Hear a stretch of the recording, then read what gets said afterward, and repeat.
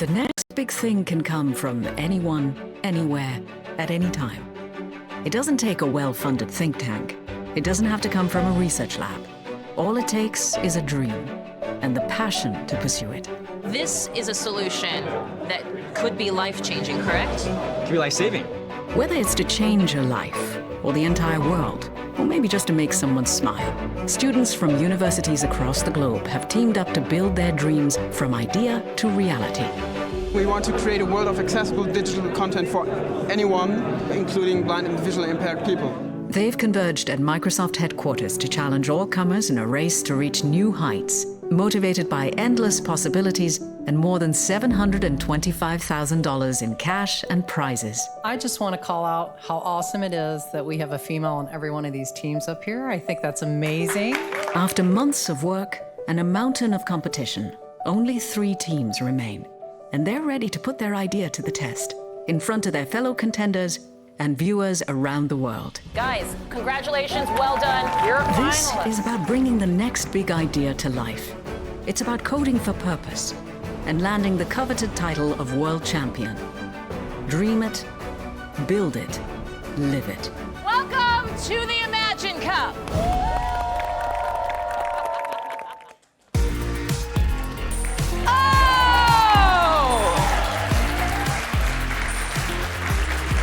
Welcome! Hello and welcome to the 2018 Imagine Cup World Championships. I am your host, Kate Yeager, and we are coming to you live from Seattle for the 16th annual edition of Microsoft's Marquee Innovation Competition for Students. You can applaud again. That's the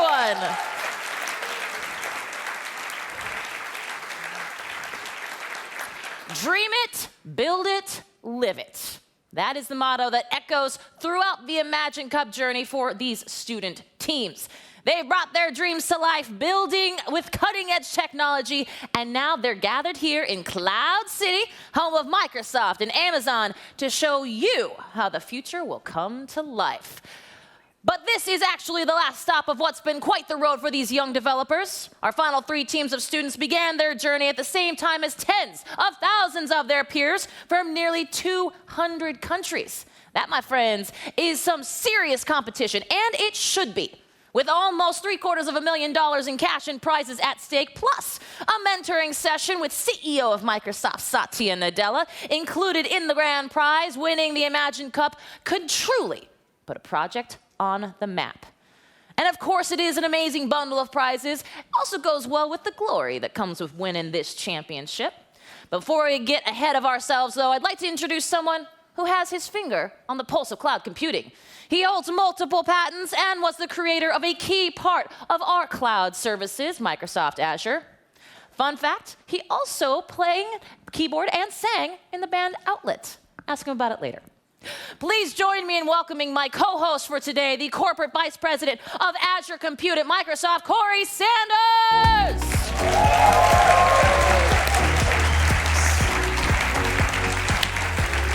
Thank you so much, Kate. And to everyone here and all of you watching online, thank you so much for joining us for the 2018 Imagine Cup. I'm simply honored to be your host and a small part of this 16-year tradition. At Microsoft, our mission is to empower every person and every organization on the planet to achieve more. Imagine Cup is about celebrating technology achievement and pushing the limits of what's possible. Each of you represents our future as a community of technologists, aspiring student entrepreneurs and engineers, and we play but one small chapter in your emerging careers. The promise of the cloud, limitless compute, adaptability, access for all, it is a creative toolbox that only amplifies your capabilities. In fact, LinkedIn's 2018 survey of the most promising job skills ranked cloud and distributed computing as #1. So you have confidence that the hard work that you've all put in to the Imagine Cup will take you very far. This year, more than ever, we're seeing a lot of innovation in 3 specific areas: artificial intelligence, big data, and mixed reality. We believe that these collectively represent an opportunity to augment humanity, not replace it, to build a world where technology is accessible for all. It's our responsibility together to use technology to solve some of the world's toughest problems, create new opportunities, and share in our talents. Thousands of teams competed this year with the dream of making it onto this very stage. And all of you should take great pride in the accomplishment of making it this far. You represent leaders in your respective countries and universities. Keep working hard and keep working towards those dreams. And maybe we'll see you on this stage next year. Students and competitors, please give yourself a round of applause because you all deserve it. All right. It's time to meet our finalists, right, Kate? That's indeed correct, Corey. First up, this team comes our way from Canada. Let's take a look at the journey they made to get here today. From Canada, Team Smart Arm. I'm Samid. I'm Hamayal. And we're Team Smart Arm. The most exciting part is getting to meet all these other teams from around the world and seeing what kind of problems they've taken on. I feel a lot of pride bringing this back home in Canada. We have all these people that are following our journey and sending their best wishes. It means a lot to show them that we've come this far and we achieved what we set out to do. It's been really exciting and motivating to pursue our goal. Dream it, build it, live it. Quite a trip to be sure, guys. Please welcome Team Smart Arm to the stage.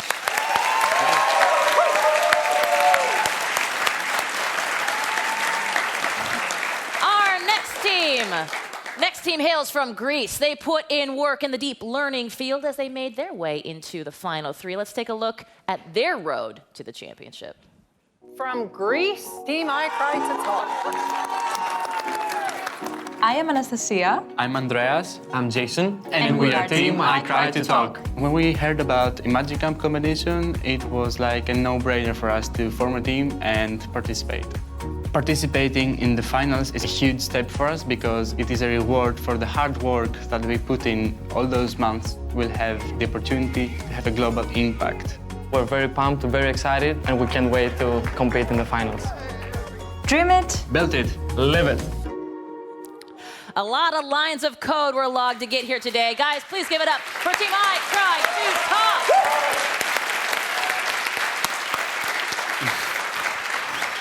All right. 2 down, 1 to go, Core. All right, yeah, one more team to reveal for this year's World Championship. And this group of students joins us all the way from Japan. Let's learn a little bit about how they got here.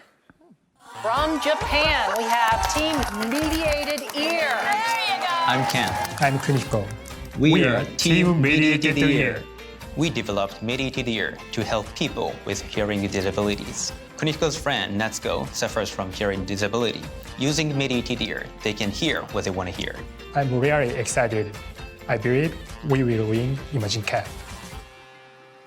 Please join me in welcoming Team Mediated Ear. Wow. Okay, man. That's amazing. Absolutely. Let's do one more round of applause for all 3 finalists. Okay, teams. Why don't you go ahead, go backstage, and get ready. Prepare yourself. Competition is coming. All right. Exactly. Now that we know who's competing for this year's title, Kate, tell us about who will be in charge of deciding the winner of the Imagine Cup World Champion. Boy, am I glad you asked. Now, these teams have already impressed Corey and me, but obviously our opinions don't decide this year's champion. They don't matter. They didn't No one ask asked us at all. No. Now, in order to hoist the trophy behind us high into the sky and take home the huge grand prize, our finalists must win over some highly qualified tech veterans. Let's meet our judges. She's known for finding, building, and mentoring aspiring business and technology teams around the globe. An angel investor with a focus on funding amazing women founding extraordinary companies, Erica Brescia is the co-founder and chief operating officer of Bitnami. Cutting his entrepreneurial and technological teeth at several startups and writing about it all along the way, Anil Dash has made a name for himself as an entrepreneur, writer, and activist for humane and ethical tech. Living in and loving New York City, today Anil serves as the Chief Executive Officer of Glitch. And Peggy Johnson spent over 2 decades breaking barriers at 2 of the largest companies in the world. Voted the most powerful female engineer of 2017 by Business Insider, Peggy has taken her considerable technical expertise and merged it with business savvy to to become Microsoft's chief dealmaker. Well, those are quite the credentials, my Indeed. friends. Here are judges for the World Championship. Unbelievable. Unbelievable. Unbelievable. And of course, right here we've got Erica Brescia from Bitnami. Now, Erica, thank you so much for being here today. Thanks for having me. This is great. Okay, so Erica, you're no stranger to working with teams across the globe. Why should developers look outside of their own inner circles so they can partner with people that are outside those circles for new development projects? I don't think you have to look any further than the contestants here to see how much fantastic talent there is around the world. And by building a diverse team, both geographically, culturally, and otherwise, you're going to get better ideas and build a better product. Wow. Amen. Absolutely. Love it. That's it. Next up, Anil Dash. Thank you so much for trekking across the country to be here with us today. Glad to be here. Absolutely. You know, you've been a part of the community and the industry for almost 2 decades now. Tell us a little bit about what you're seeing that young developers should consider as they work through their projects and build their experiences. Well, obviously we see technologies like whether it's the blockchain or machine learning that are become really popular and lots of people are making good use of. But even just some of the fundamentals about how people work together, collaborate, those are as exciting a breakthrough or innovation for people coming up with new ideas. That's awesome. Excellent. Very insightful. Fantastic. All right. Yeah, let's Thank give you, it Neil. Neil. Thank you. There it is. And last, but certainly not least, Peggy Johnson, thank you so much for being on our stage today. Thank you. Thrilled to be here today. So let me ask you, what are some key things that you look for when someone's pitching you a new idea, a new innovation? We're talking tech, concept. What are the things you're tuned in for most? Well, all of those things, but for me, it really starts and ends with the customer. Are you solving a problem for them, something they're challenged with, giving them cycles back in their day, making them more productive? Those are the sorts of things that resonate with me. Fantastic. Well, thank you, Peggy. And a big round of applause. Thank you, Peggy. They have their work cut out for them picking a winner from these finalists, but I know you are all up to the challenge, and I'm very excited to see what you think. How about one more quick round of applause for our judges as they make their way to the best seats in the house? You know they're the best seats because their names are on them. That's how that works. You know. I've heard that. I'm waiting for my seat. Well, I don't know about you guys, but I am ready to have my mind blown. Now, before we get to the presentations, though, let's take a quick look at how the World Championship works. As you know, we've got 3 finalist teams vying for the title today. Each team will have 3 minutes to pitch their ideas to our panel of judges. After that, each judge will be able to ask a question to the teams for clarification. At the end, the judges will decide who takes home the Imagine Cup by voting based on the project's use of technology, innovation, feasibility, and concept. So Corey had the chance to meet with each of these teams in preparation for today's big event, and he recorded a little preview of each team's project. First up, SmartArm. Here is what to watch for. SmartArm is so cool because it empowers individuals who have the need for prosthetics to be able to control and grab things in a much more functional way. It does this by using computer vision on the hand. We're using machine learning to distinguish between the different grips. This is really powerful because it's deciding exactly how to pick up the object and use the hand accordingly. It's awesome, guys. I mean, it's really, really cool. A couple things that... I'm really excited about the future direction of this team as they look to using IoT Edge as part of the solution on the arm. Good, guys. Thank you. Yeah, it's going to be good. Yeah. Okay, guys, practice is over. It's time to get your pitch on. That's not weird. Are you guys ready? SmartArm, yes. You ready? You got 3 minutes to wow these guys. Your time begins now. It's too often the case that we take for granted those things in our lives that we are so used to possessing on the daily. If you just take, for instance, your hands and your arms, you don't often realize just how pervasive they are to your physical, everyday interactivity with the world. Now just try to take a moment to imagine what it would be like to be missing an arm or a hand and interact with the world. It's impossible to even imagine what that would be like. However, if you have the chance to talk to an amputee, you'll get just a brief glimpse into what that perspective is like. And so we talked to Annalisa. She's a friend from back home in Toronto, and she's a congenital amputee. She gave us a bit of an outlook of how she approaches her problem solving while dealing with limb loss. So she gave us an outlook on the prosthetics industry and gave us a real big problem that's going on. So on one hand, you're going to have these cosmetic prosthetics that don't have any functionality but are really there just for show. On the other hand, you're going to have these really expensive robotic bionic arms. And so it's not really available to most of the population. And so we think we found a perfect solution for this, and that's SmartArm. So, over the past couple of months, we've been meticulously engineering a solution. And in doing so, we've leveraged several Microsoft Azure technologies: computer vision, machine learning, and cloud computing. Let me show you how it works. So it all starts right here in the palm of the hand with the camera. Now, let's say I want to pick up these keys, for example. No problem. I take the camera, and I make sure that it's pointing towards the keys so that it can see the keys. Now, there's an onboard computer which processes this image and identifies the object and figures out the most appropriate grip to pick up the keys with. So let's give it a try. So it's seen the keys. All right. And now, when I'm ready, you'll notice that it doesn't activate the grip right away. This is because the moment you see an object isn't necessarily the moment you want to interact with it. So it's actually waiting for a cue from this muscle sensor I'm wearing right over here. So what I'm going to do is I'm going to get into place.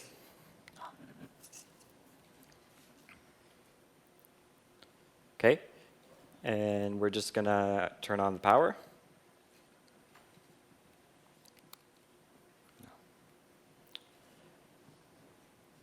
Right, I think. OK, so we'll come back to that. It seems like we're having some difficulties. No problem. But today, not only are we introducing a new product, but for the very first time in prosthetics industry, we're introducing a new service. You see, SmartArm learns the exact way in which you operate it, so that when you get a new device, you can upload the data from the old one and download it right back onto the new one. Now, I want to talk to you about some numbers. With 11 million hand amputees in the world and 1 million of those having prosthetics, we really want to close this gap. And with our price point, we can totally do this. Now, before we leave you today, I want to show you Annalisa operating our device for the very first time.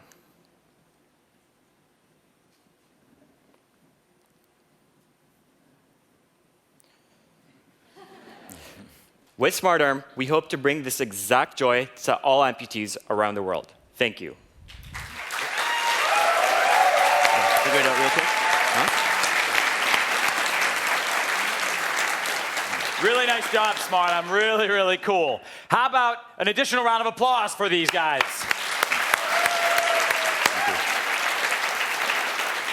Now, each of our judges will get the chance to ask Team SmartArm a single question. Anil, we'll start with you. Sure. The way you're using vision in the cloud to solve this problem, is this the way this device can work when it's unplugged or you don't have connectivity? Is that something you've thought about?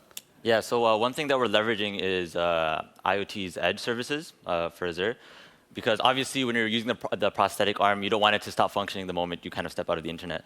So what we'll basically be doing is it would kind of be working on like an updating sort of way. So when you get internet access, you'd be able to re-download what the database is looking like, and the model would kind of continuously be updated whenever you get the chance. And so it would continuously improve every time you get access to the internet, and you'd be able to use it offline. Great. Yeah. Erica, your turn for a question. I understand that you preserve the data for each individual user of the arm so they can translate it to new one, which is fantastic. I'm curious, do you also combine that data across users to make the product better? And if so, how quickly will it take you to have enough data to make the product actually better and more functional out of the gate for new users? Right, good question. So what we're doing here with these, with the data that we're collecting, is that we would be distributing it across the different peers, so across the different devices on the network, so that everyone can leverage the abundance of the data. And then additionally, what we're trying to do is we're trying to really make the process as efficient as possible. So it actually turns out that the grips you interact with everyday objects with, there's about 4 main ones, and most of the things you interact with can actually fit into those 4 categories. For example, like a tripod grip. So if there is an object, let's say, that you come across that that the camera doesn't know what to do with, it will actually try and idealize the 3D shape of the object and apply the most appropriate grip using machine learning to see which one would be the best case scenario. Cool. Excellent. And Peggy, what question do you have for our first presenters? You know, I'm interested in your business model. You said you'll have a service set up. How is that going to work? And for instance, if it's a child who's growing, does it include new prosthetics along the way as they get larger? Right. So this was actually a fundamental problem that we came across while we were coming up with our solution, because current prosthetics, with the high cost of them, you're not really able, especially for a child, to afford these very highly functional prosthetics, because you're going to grow and you're going to need the arm to grow with them, right? So we wanted to overcome this, and we really wanted to develop a product that someone could use over a lifetime. So what we've done with the very low cost is you're able to buy prosthetics over and over as you grow, so that you can use it from a very young age, and the way you learn how to use it carries on with you. Because as it turns out with prosthetics, like any muscle, there's a learning curve at the beginning, right? So once that develops, we really want the user to carry that on with them for the rest of their life. And in terms of the business model, so basically the arms costs are really inexpensive. And what we'd be leveraging is there's a lot of NGOs that actually pool money a lot of time from the government towards these congregations such as WARAMS, which is the one that Annalisa is part of. And basically, we could get them to subsidize those costs for us. And how it would work, there would just be that monthly subscription. It would be that kind of a business model that would be paired with Azure services. Thank you. Very cool. All right, thank you so much, Smart Arm. Not a bad way to start the championship. Okay, thank you guys. All right. Woo. Wow. Okay, let's Impressive. keep this party moving, going. shall we? Yeah. Hailing from Greece, our second presentation of the day comes from Team iCry2Talk. Here's a preview of their project. iCry2Talk solves a problem that many of us have experienced, which is, what do I do when my baby's crying? I'm really impressed with the way in which they have solved this. They've used a lot of cool technologies. They've used machine learning, they've used virtual machines to scale out this analysis, and they used Cosmos DB for their back-end storage. I'm really impressed with how hard of a problem they've made look simple with their application. The real pitch that resonates with me is you're doing something that really helps people's lives. iCry2Talk is a super cool technology, and I really wish them good luck today. All the way from Greece to the Emerald City, Team iCry2Talk. You guys ready? Yes. Yeah. Excellent. Well, now is the time to show these judges what you got. 3 minutes on the clock. Your time begins now. Hello, we're Team iCry2Talk from Greece. I'm Jason. I'm Andreas. I'm Anastasia. Our mentor is Leodios, and this is Emma.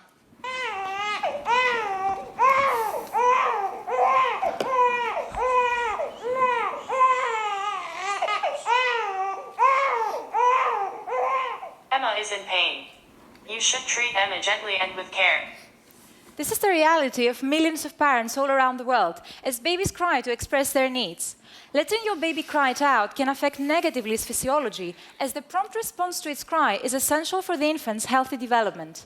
Nevertheless, parents report that recognizing their baby's needs is one of the greatest challenges they have to face. We believe that the communication gap between infants and parents has to be addressed, and that's why we created iCry2Talk.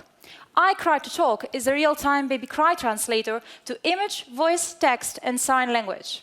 The parent records the cry, which is securely uploaded on Azure Cloud.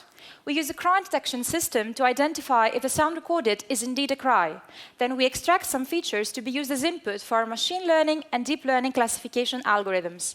Within a few seconds, the result of the translation is on the screen of the user's phone. Our system supports the inclusion of behavioral data for a personalized approach. Our deep learning models mimic the process occurring within the parent's brain as it gets trained to recognize their baby's needs in a hierarchy of layers. Our system's credibility is relied on 4 pillars: the in-the-clinic data, the verified in the wild data, the evaluated labels given by inexperienced parents, and our advanced, robust algorithms. But iCry2Talk is more than just an app. It's a holistic system based on inclusivity, as we support cry translation using sign language for hearing-impaired parents. Accessibility, as we have the digital assistance implementation, as you can see on this video. Why is Stelios crying? Stelios is feeling sleepy. Should I play his favorite lullaby? No, it's okay. Engagement, as currently more than 200 parents all around the world are donating their cries. We are also in collaboration with various hospitals and clinics. And lastly, personalization, with the inclusion of behavioral metadata. Microsoft Azure Cloud is the center of our project implementation. Guided by the SWOT analysis, iCryoTalk provides a holistic approach with a variety of services compared to our few competitors. With 92% on the 3 class and almost 90% on the 5 class, we expect higher performance as data gets bigger. Imagine that 4 babies are born per second with high impact on the relevant market. We plan to enter this market covering all business aspects towards our ambition to create a new Azure Cognitive Service for baby cry. This enables us to even envision iCryoTalk as a diagnostic tool for newborn pathologies such as autism. iCryoTalk is committed in working to understand those who matter the most. Thank you.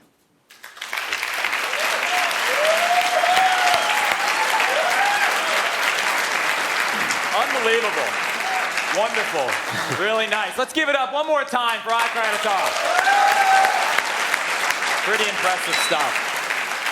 All right, another round of questions. Erica, let's start with you this time. Sure. So as a parent, I can completely relate to this problem. My question for you is really around the competition. And you touched on it briefly, but I don't really understand how are you different from ChatterBaby and some of the other solutions out there trying to solve this problem?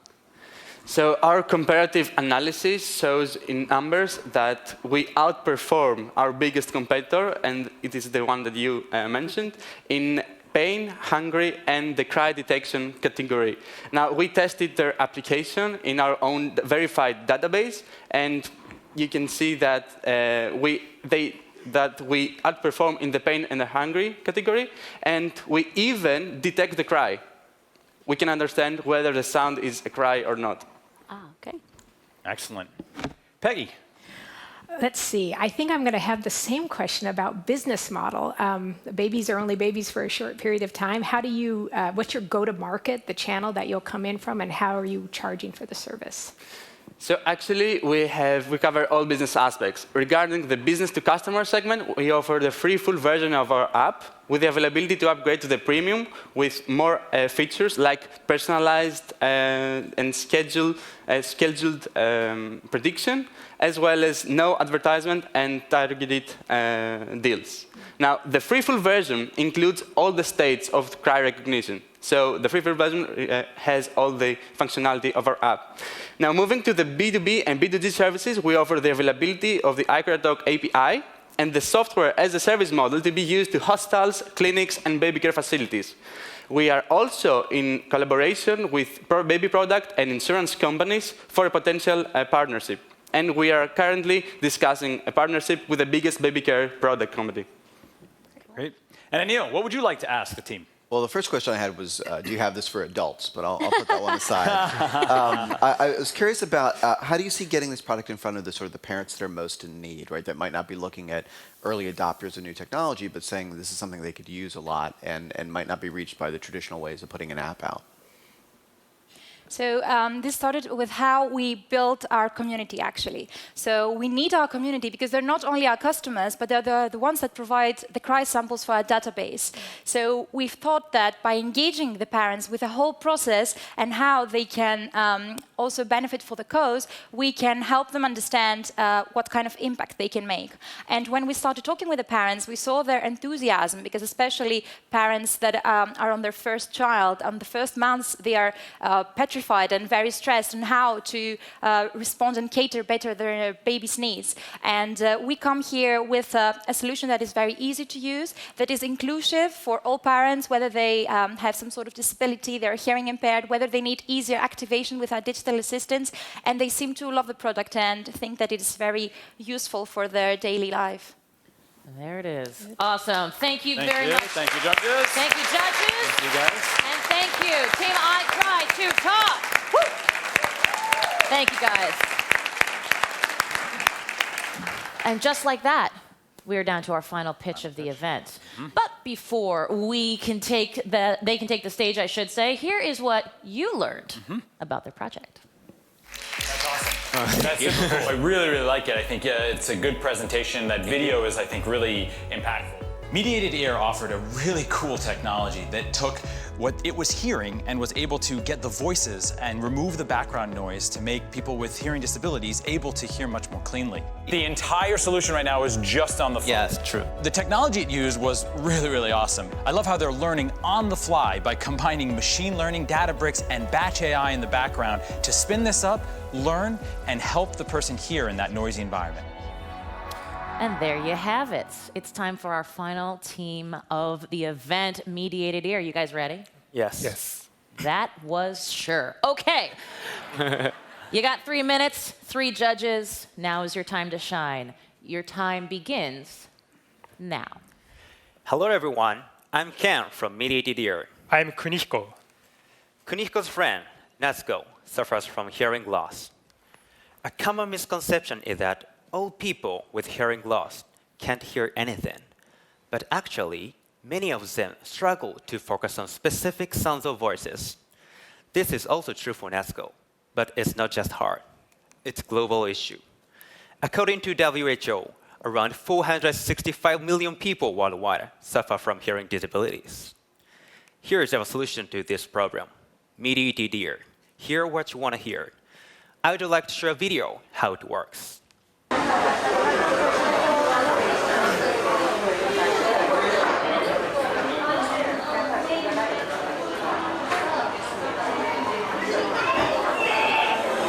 For people with hearing impairments, it's rather difficult to pick out the conversation from the ambient environment. Mediated Ear provides an elegant solution to this challenge. Mediated Ear works on any smartphone. Using deep learning, Mediated Ear can isolate any voices from a mixed audio source. I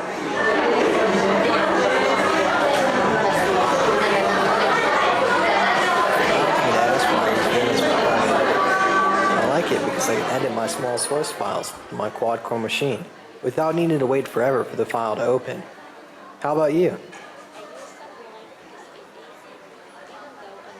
Options are countless. Sublime's entry level is very low.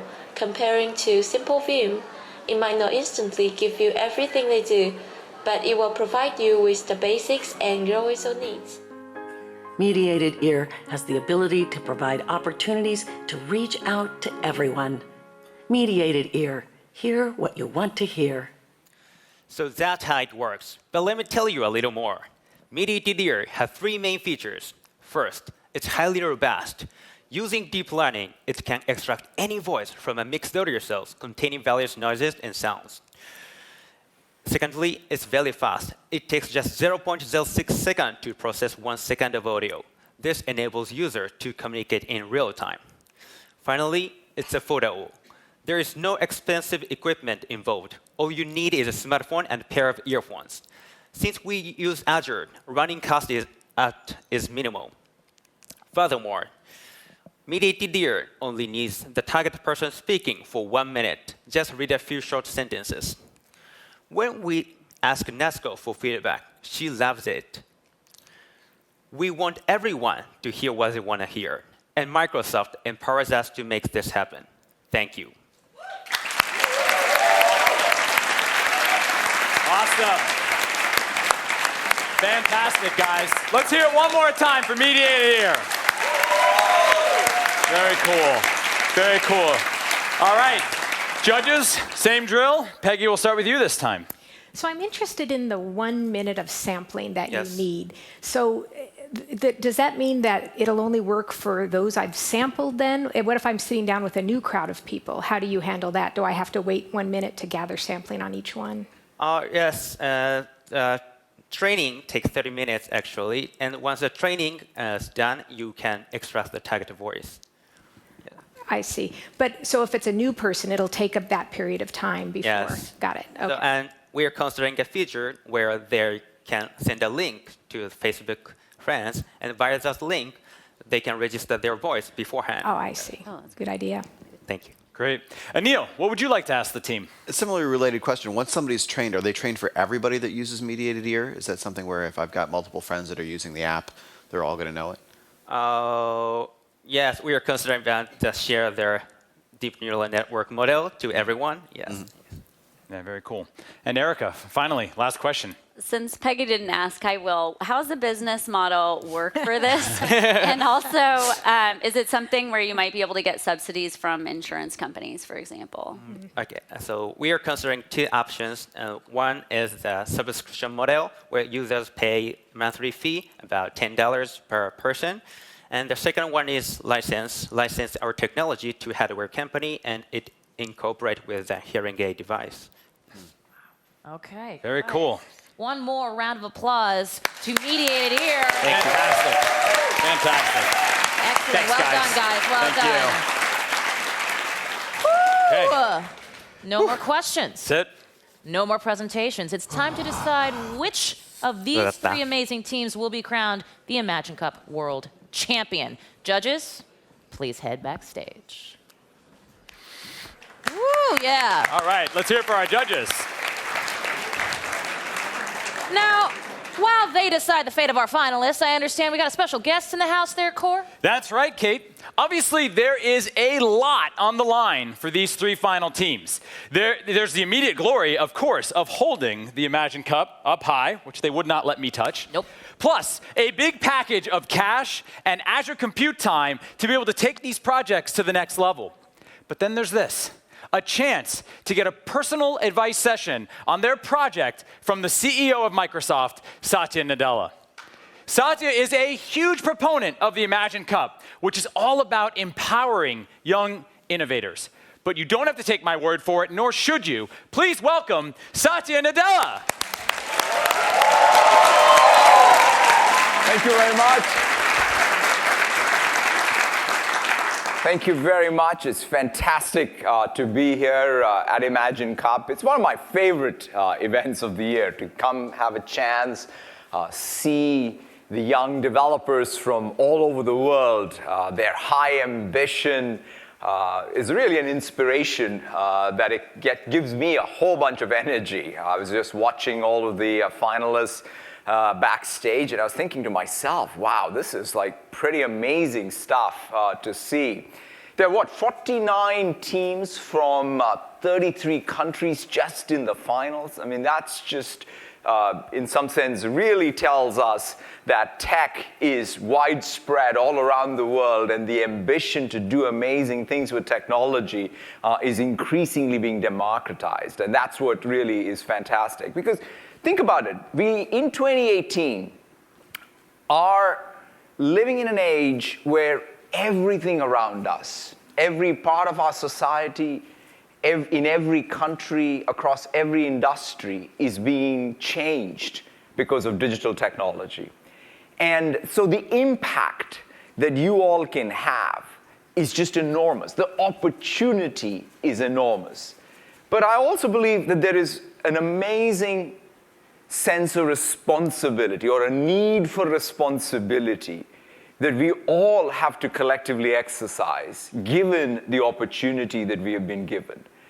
The impact that we're going to have is based on the choices that you as developers are making. And in fact, we got to see a glimpse of it, right? Some of the deep learning that all the three finalists were using to essentially synthesize knowledge and augment human capabilities was a choice that was made in terms of how we can, in fact, help people, the health outcomes, education outcomes, small businesses around the world, which are the lifeblood of our economies, become more productive. How can public sector and public services become more efficient?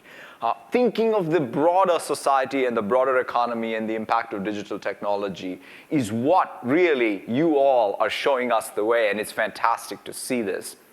You know, one of the things that I always think about is this competition, in some sense, ups the game, right? People from all over the world are thinking about, how do I use technology? How do I learn new concepts? But then more importantly, how do I solve some of these unmet, unarticulated needs? The customers get to the finals and win. But in some sense, everyone who is here is a winner, right? There's no question that you are already all on the top of the game. Now, last night I was thinking, what advice can I give people who have accomplished so much at such a young age? And I said I should go back to when I was your age and doing great things. And then I realized I definitely wouldn't have made this finals. And so I said, God, this is a problem. So what advice can I give you when I clearly was not, capable of getting here? So then I said, okay, let me go find someone who actually all of us can learn from. Let's roll the video. The first time she snapped her boots into snowboard bindings was at the age of 4, and she never looked back. Rocketing to stardom faster than a Black Diamond run, she has spun and soared over every obstacle along the way. Never letting her age block her ascent, she recently flashed her now famous smile from the podium in Pyeongchang as she became the youngest to ever win gold in the women's halfpipe at the 2018 Winter Olympics. That's just another in the long list of firsts, which now includes an appearance at the 2018 Imagine Cup. Please welcome Chloe Kim.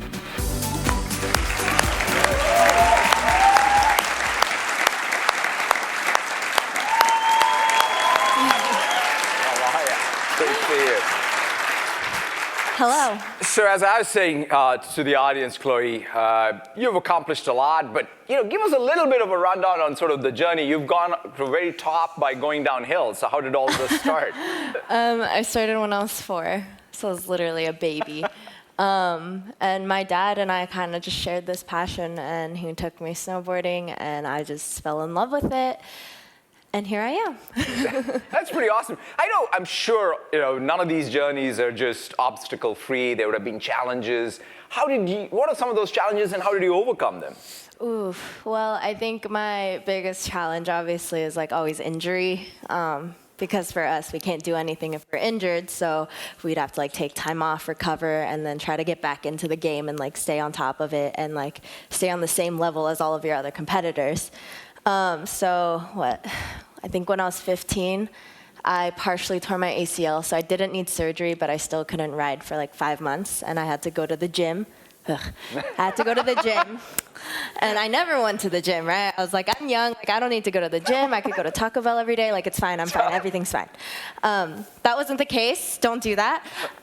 So I was in physical rehab, and I think from what I've learned is every time you have to take a step back and you have to regroup, it's always a learning lesson. It's if I didn't have that injury, I probably wouldn't have realized how important staying fit was for my sport, because I was I started snowboarding because it was fun. I didn't want to I didn't sign up to go to the gym when I wasn't snowboarding. That wasn't the plan. But I had to take that, that time off, and I had to miss a couple camps. But the season after that, when I came back, I rode the best I ever had. Pretty awesome. It's that mental strength. Exactly, and it's it was just, if I didn't go through that injury, I wouldn't have learned, and I probably would have had a more serious injury that that's right. could have been really bad. So that's pretty awesome. That's what I've learned, yeah. So now you're at the top of the game. You're in a cereal box. You're everywhere. You're here at Imagine Cup. And you're amongst all these winners, too. So I was wondering, now that you're at the top, but the expectations go up. And so how do you continue to push yourself? You've made it once you're on a cereal box. We'll put you all on a cereal box. Wow, I mean, so much has happened. I did not think I would have, won the Olympics at 17 years old and gone through all of that, dealt with fame, and nowadays with Instagram, you're oh my gosh, I have all these followers, wow, amazing. But there were a lot of obstacles that I had to overcome, and it wasn't even just in snowboarding, emotionally, mentally, physically, there was always a challenge, but I think it just made me a stronger person. But you set new goals and you keep going. Exactly, yeah, you just keep going, because I had that one goal at the end, and I was I'm gonna make that happen, and I did. And it would be no fun if there were no obstacles. What fun would it be if everything was all easy? You need to overcome things, and you need to prove to yourself that you're a hard worker. And to me, I just always worked hard, never gave up, and it paid off in the end. So anything you learned from outside snowboarding that actually was a big influence in how you performed? Probably patience. There you go. Like, when I'm learning a new trick, it is so frustrating. I'm still trying to learn that, but it's, No, but it's like, I mean, I'm still really impatient. Like, if I have to wait more than 30 minutes for my food, I'm like, all right, let's go. Like, I gotta go. But I think, like, just being a snowboarder, like, learning things, like, learning tricks, like, pushing your body, and, like, sometimes it doesn't go the way you want it to, but patience. And that's something that I've taken into real life. Although I will still get frustrated sometimes if like my car isn't coming or like something like that is happening. I feel like all of us do. But I think it just made me a better person. Honestly, like snowboarding, it's helped my life improve. Cool. Yeah. So now to that final question, the thing that really in the first place, brought you here, or at least caused me to have you here, which is, what advice would you have to these other champions in the room? Well, I was like looking at this and I was like, what am I supposed to tell all this room full of people that are so smart and are coming up with these amazing things and helping the world? And I'm just isn't that right? amazing stuff? We both were watching backstage. Let's give you a round of applause. Yeah, honestly.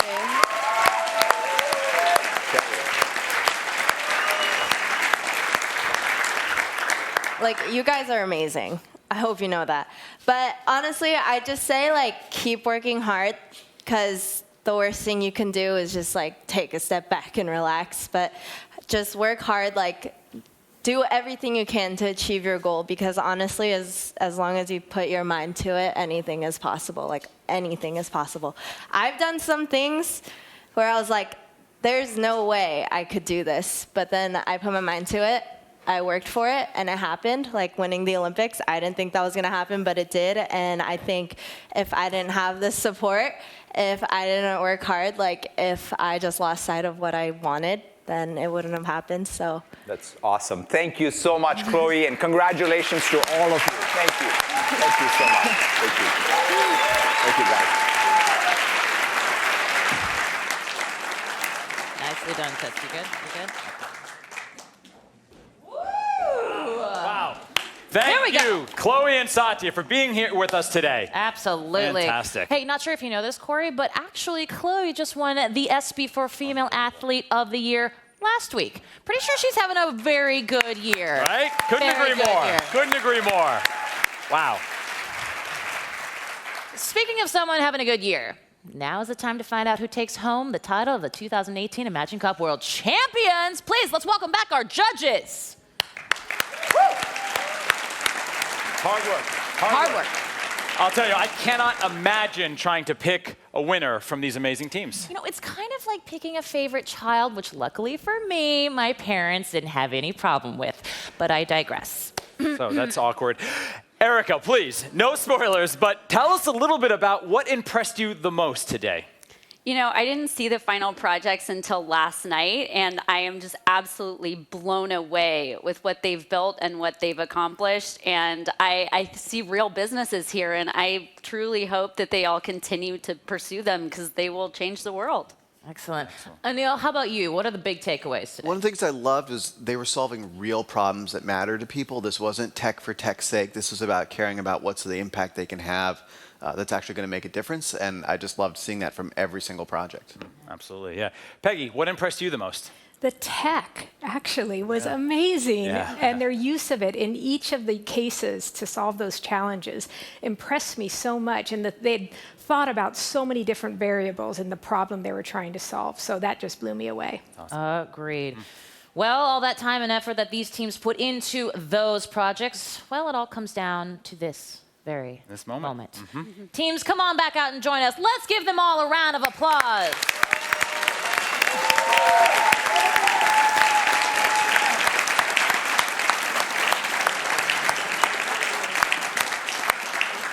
Whew. Corey, here is the first envelope. Oh, well, thank you. Whew.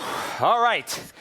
Time now to announce third place from today's competition. Can we please have a drum roll?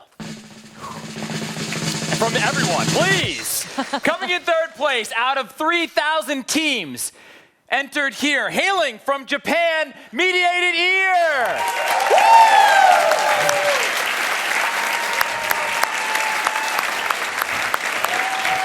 Team Mediated Ear, thank you so much for being a part of this year's Imagine Cup.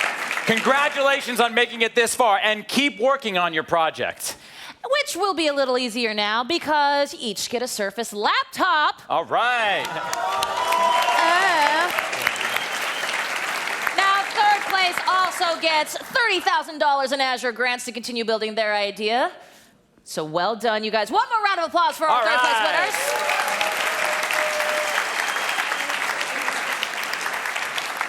Let's get it ready. And then, Corey, there were two. And guys, no matter who is crowned champion, you're all winners. Like, legit. Chloe was not wrong. But let me tell you a little bit about the runner-up. They're going to take home over $50,000 in cash and Azure grants. The first place winner, well, they're going to take over $130,000 in cash and Azure grants, plus that mentoring session with Microsoft CEO Satya Nadella. Mm-hmm.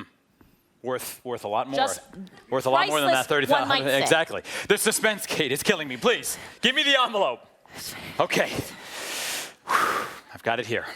And the winner of the 2018 Imagine Cup World Championship is, from Canada, Smart Arm!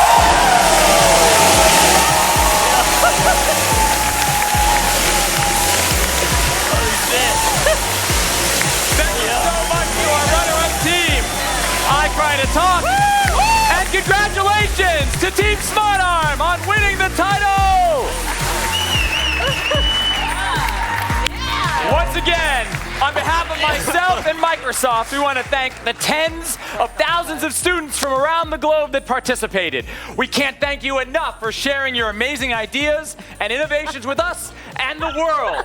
Keep on building those dreams, everyone. Absolutely. And for all of you watching who have a dream or an idea, enter to compete in next year's competition at ImagineCup.com. Registration now open. Today.